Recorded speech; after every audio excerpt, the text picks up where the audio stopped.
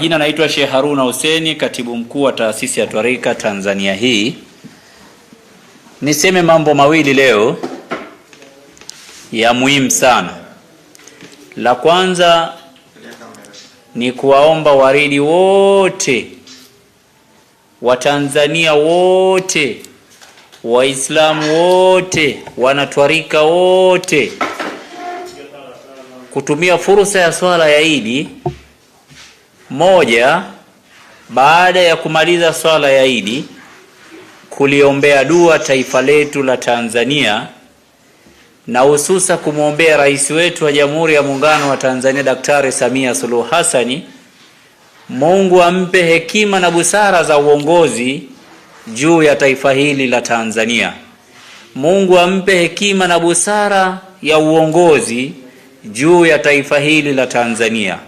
Na hususa kwa sababu tumefunga siku 30, tumejikataza katika makatazo mabaya, makatazo ambayo ya Rabbi hatustahiki kuyafanya, tukaacha na tunakwenda kufungua. Basi inshallah Mungu aweze kupokea dua hizi na kutujibu. Nachukua fursa hii kama katibu mkuu wa taasisi ya Twarika Tanzania, mazawia yote, misikiti yote Tanzania, mazawia yote na Waislamu wote, kuahasa kuchukua fursa ya swala ya Idi, baada ya swala ya Idi kuliombea taifa, lakini kipekee kuiombea serikali yetu ya Jamhuri ya Muungano wa Tanzania ambayo inaongozwa chini ya Mheshimiwa Daktari Samia Suluhu Hassani. Jambo la pili, ndugu zangu wa Tanzania, tumetoka katika au tunakwenda kumaliza mfungo mtukufu wa mwezi wa Ramadhani. Wallahi wa billahi, tumepita katika hali ya kuonyesha unasaba wa kupendana, wa kuvumiliana. Hata kama mwenzako amekukosea, unakuwa tayari kunyenyekeza kumuomba msamaha, na yule aliyokosa yuko tayari kuomba msamaha. Basi nawaomba kwa umoja huo na mshikamano ambao tumetoka nao katika mwezi huu mtukufu wa Ramadhani, tuendelee nao. Na ninawaomba Waislamu wote duniani na Watanzania wote kusimama na hili. Sio baada ya Ramadhani kuondoka basi kila mtu kuanza kufanya mahasi yasiyompendeza Mungu, kufanya mahasi yasiyompendeza Mungu na mtume wake Muhammad sallallahu alaihi wasallam.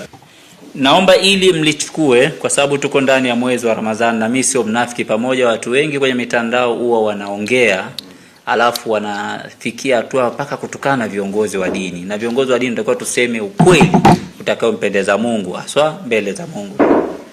Mimi nasema 100% amebeba viatu vya Magufuli, kwa sababu moja, angekuwa hajabeba moja, nitakuwa tujiulize maswali sisi wa Tanzania.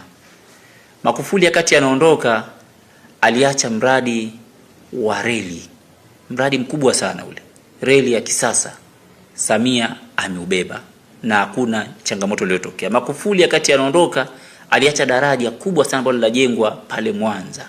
Ile daraja limekamilika na sasa hivi unapita kama Ulaya. Magufuli wakati anaondoka aliacha swala la umeme Nyerere, 99% limekamilika. Magufuli wakati anaondoka miradi yote 99% imekamilika aliyoiweka. Moja wapo kitu cha ajabu ambacho Watanzania tulikuwa tujiulize na tumpongeze huyo mama. Sasa hivi pale Dodoma kumejengwa uwanja mkubwa wa ndege wa kisasa ambazo ndege zinaruka na zinatua. Lakini pia tujifunze na tukubali. Wewe unavyomnyoshia kidole rais, unamnyoshia kidole watoto wake, si sifa nzuri.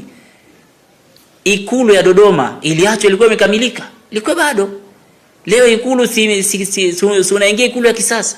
Sasa unataka rais abebe yapi? Bajeti ya bunge, bajeti ya serikali 99%. Samia, kuna pesa zinakosekana halmashauri, zinafika tena ndani ya wakati. Na hii ndio ilikuwa kauli mbiu ya rais. Nichukue fursa hii kuwaasa wa Tanzania.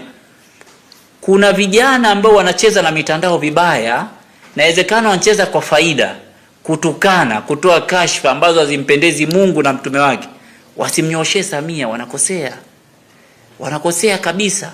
Aliyoyafanya kwa mtu aliyopokea uongozi madarakani akiwa hajajiandaa, kwamba hajaweka malengo sema mimi nataka kuongoza nchi, akapokea, ni unastahili kumpongeza 100%.